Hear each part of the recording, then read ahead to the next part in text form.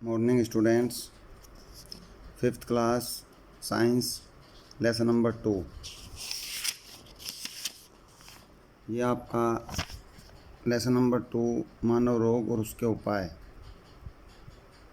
जो आपको पढ़ा दिया गया था, किंतु इसकी समरी और exercise, question, filling the blanks इत्यादि जो एक्सरसाइज हैं वो सभी आपके अभी रह गए, पहली वीडियो में रह गए थे, जिनको आज कंप्लीट कराया जाएगा। सबसे पहले हम इसमें जो आपने पढ़ा है उसको शॉर्ट करके थोड़ा समझाया जाएगा कि आपने इस लेसन के अंदर मानव रोग और उसके उपाय में कौन कौन से पॉइंट पढ़े हैं, तो थोड़ा आपको याददाश्त इसकी हो जाएगी और उसके बाद इसके अभ्यास के क्वेश्चन और एक्सरसाइज कंप्लीट आपके पास वीडियो के द्वारा भेजी जाएगी, जिसको आप सही ढंग से देख करके अपने लेसन को कंप्लीट कर लेंगे। स्मरणीय तथ्य: स्वस्थ रहने के लिए हमारे शरीर को संतुलित भोजन चाहिए। बच्चों, ये आपने पढ़ा है इस लेसन के अंदर कि अगर हम अपने शरीर को हष्ट पुष्ट और स्वस्थ रखना चाहते हैं तो हमें संतुलित आहार होने चाहिए या संतुलित आहार लेने चाहिए। अब संतुलित आहार में क्या आता है ये आप इस वीडियो में पढ़ चुके हैं, जिसमें हमारे कार्बोहाइड्रेट हैं, वसा हैं, प्रोटीन्स हैं, खनिज लवण हैं। जब हम ऐसे भोज्य पदार्थों का सेवन करते हैं जिनमें ये सभी पोषक तत्व तो हमारे शरीर के अंदर पहुंचते हैं, जिसमें दूध है, घर के बने हुए खाने हैं, तो इसी से हम इन्हीं को हम संतुलित आहार कहते हैं, जिससे हर प्रकार का पोषक तत्व तो हमारे शरीर के अंदर पहुंचता है। इस प्रकार के पोषक तत्वों से शरीर को ऊर्जा मिलती है, ये हम पढ़ चुके हैं। भोजन से शरीर को ऊर्जा मिलती है। जितने भी इन्फेक्टिव डिजीज़ हैं, संक्रामक रोग हैं, उनसे हमें बचना चाहिए।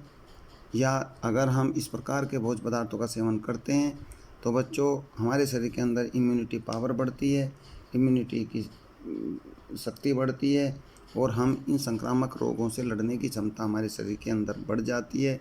इसलिए हमें जो है इसी प्रकार के भोज्य पदार्थों का सेवन करना चाहिए। भोजन को अधिक पकाने से उसके पोषक तत्व नष्ट हो जाते हैं। बच्चों, इस बात की हमें विशेष जानकारी रखनी है कि अगर हम हर चीज़ को गर्म करके ही खाएंगे या ज़्यादा तले हुए या ज़्यादा पके हुए भोज्य पदार्थों का सेवन करेंगे तो इसमें जो भी पोषक तत्व होते हैं वो प्राय समाप्त हो जाते हैं।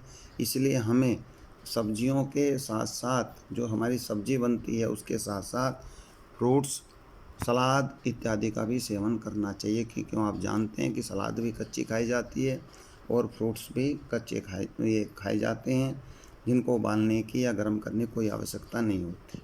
इससे हमारे पोषक तत्व शरीर के अंदर पहुंचते रहते हैं।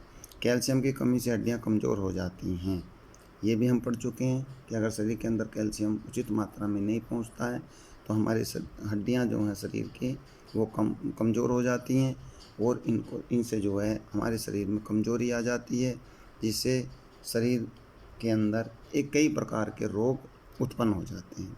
तो हमें कैल्शियम जैसे पदार्थों का भी सेवन करते रहना चाहिए। बच्चों, इसके साथ जो है एक्सरसाइज वर्क है।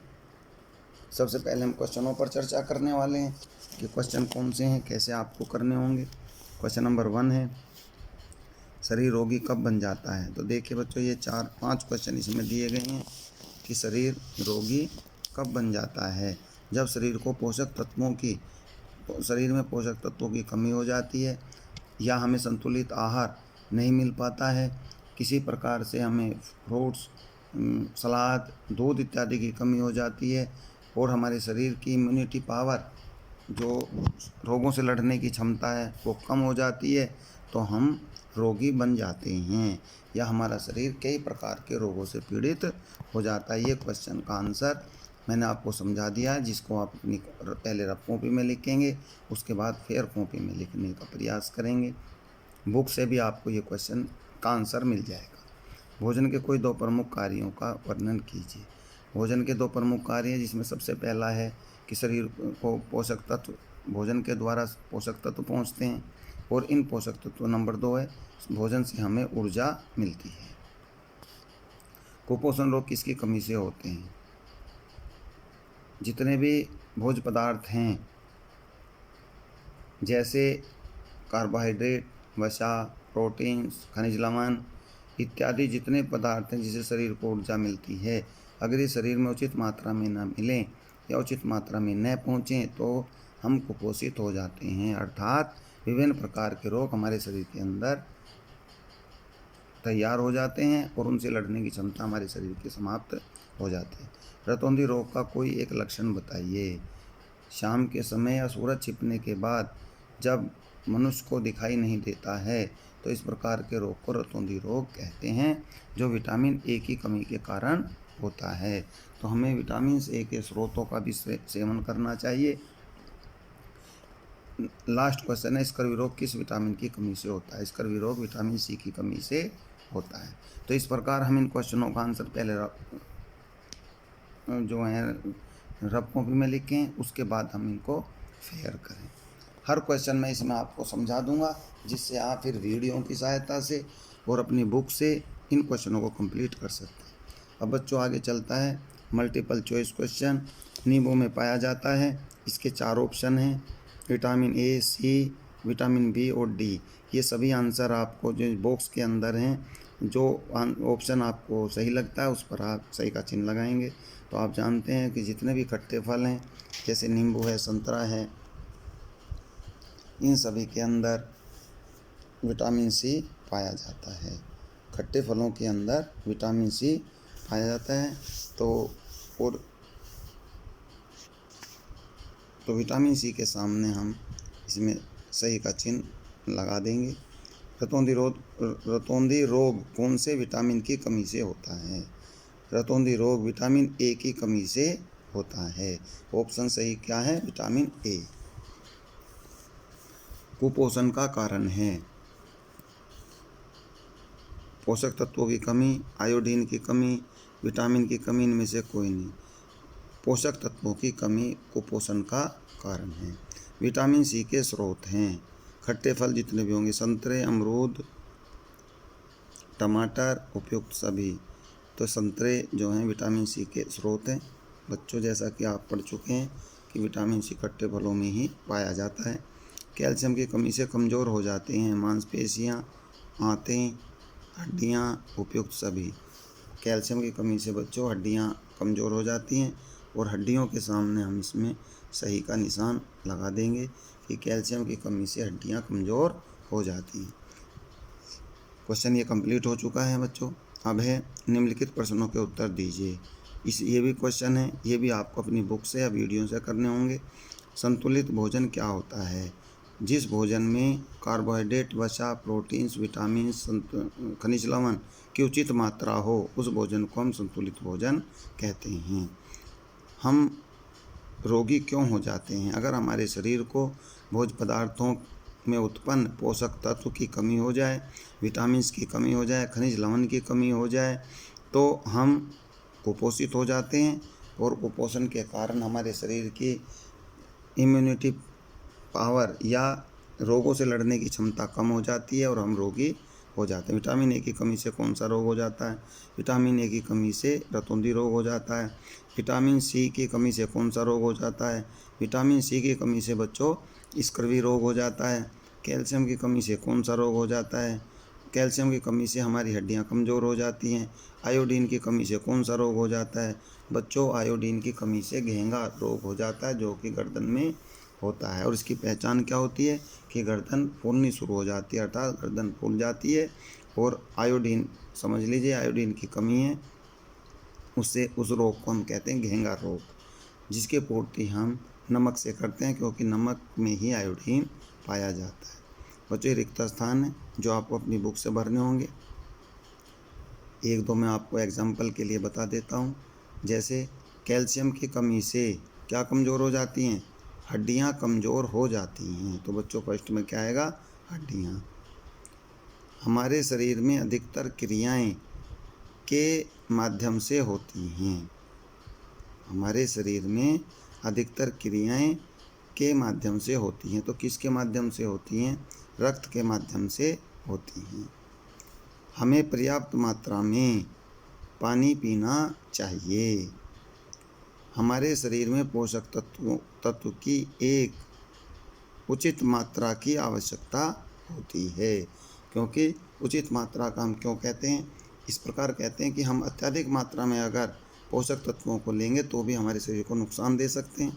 कम मात्रा में लेंगे तो भी शरीर को नुकसान हो जाता है। इसलिए हमें उचित मात्रा में पोषक तत्वों का सेवन करना चाहिए। विटामिन ए की कमी से रतौंधी रोग हो जाता है, पहले भी आप कई बार पढ़ चुके हैं। इस तरीके से फिलिंग द ब्लैंक्स हम कंप्लीट कर लेंगे।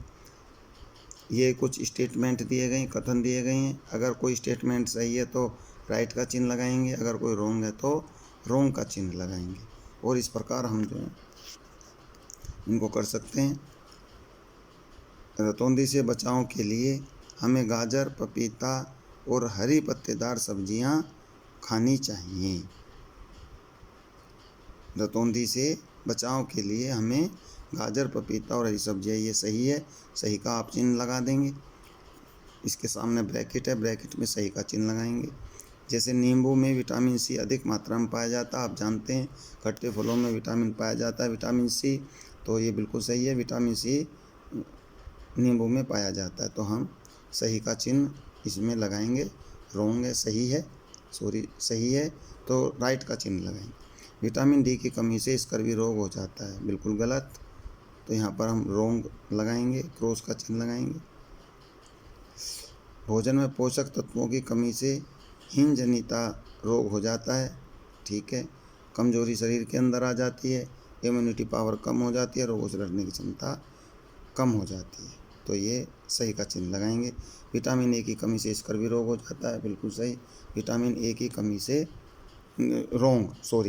विटामिन ए की कमी से रतौंधी रोग हो जाता है, तो ये रॉन्ग है, तो हम जो है रॉन्ग इस पर क्रॉस का चिन्ह लगाएंगे।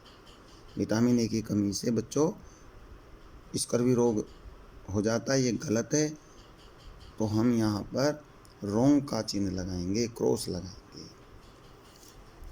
आगे क्वेश्चन है, सुमेल कीजिए vitamin A, B, C, D, E, K. Vitamin ए, इसमें सामने के आप कार्य हैं, कार्य में आपको लाइन खींच करके मिलाना है कि विटामिन ए से यह आँखों को स्वस्थ बनाता है, बिल्कुल ठीक है। तो विटामिन ए से लेकर के हम यहाँ तक लाइन खींच देंगे, यह आँखों को स्वस्थ बनाता है। विटामिन बी, देखिए बच्चों कौन सा हो जाता है, विटामिन बी से बेरी रोग हो जाता है। विटामिन बी से बेरी रोग हो जाता है। विटामिन सी से स्कर्वी रोग हो जाता है। विटामिन डी से रिकेट्स रोग हो जाता है। विटामिन ई से रक्त की प्रतिरोधक क्षमता बढ़ जाती है। विटामिन के से रक्त के जमने में सहायक होता है। तो इस तरीके से हम जो है इनका सही मिलान कर देंगे कि विटामिन ए से लेकर विटामिन के तक कौन सा स्टेटमेंट इसके सामने आएगा। क्रियात्मक क्वेश्चन, अपनी पाठ्यपुस्तिका में से विटामिन तथा उसके स्रोत, उसके कार्यों की एक तालिका बनाइए। तालिका इसमें बच्चों दी भी गई है बुक के अंदर। विटामिन ए तालिका में नहीं है, पूरे अभ्यास में ये दिया हुआ है कि हमें जो है प्रोजेक्ट का क्वेश्चन है कि विटामिन ए से लेकर के विटामिन के तक के नाम लिखें और उनके स्रोत लिखें कि ये विटामिन हमें कहाँ से प्राप्त होते हैं और उनके द्वारा होने वाले कार्य के उसके सामने लिखें। तो ये प्रोजेक्ट वर्क आपका कंप्लीट हो जाता है। तो हमें जो है एक ऐसी तालिका बनानी होगी जिसमें सभी विटामिन के नाम, उनके स्रोत कि वे कहाँ से प्राप्त होते हैं और किस विटामिन के क्या कार्य हमारे शरीर के अंदर होते हैं। तो इन सभी पर हम प्रोजेक्ट में चर्चा कर सकते हैं। बच्चों ये सभी क्वेश्चन आपके कंप्लीट हो गए हैं। लेसन नंबर 2 आपका कंप्लीट हो गया है। 5th क्लास में साइंस में जो है 2 लेसन आपके कंप्लीट हो गए हैं, 1 और 2। और नेक्स्ट वीडियो में आपका जो है अब संक्रामक रोग लेसन नंबर 3 शुरू करेंगे। और कोशिश ये की जाएगी कि इस बुक से आपके या तो लेसन नंबर 3 या 4 तक आपका कंप्लीट करा दिया जाएगा। बच्चों ये वीडियो आप देखें, देखने के बाद इसके सभी अभ्यास के कार्य और सभी एक्सरसाइज आप रफ कॉपी पर करें। जब ये आपकी सही हो जाएंगी तो आपको इनको फेयर कॉपी में उतरवा दिया जाएगा। इसलिए सभी बच्चे ज़्यादा से ज़्यादा वीडियो देखें। मैं आपको देख रहा हूँ कि आप बहुत कम बच्चे जो हैं वीडियो देखते हैं। फ़ोन से जानकारी हो जाती है कि बच्चे वीडियो कम देख रहे हैं। अगर आप कम देखेंगे तो आपकी पढ़ाई सुचारू रूप से आगे नहीं बढ़ पाएगी। वीडियो को ज़्यादा से ज़्यादा बच्चे देखें और उसको और बच्चों को भी दिखाने की कोशिश करें। Thank you.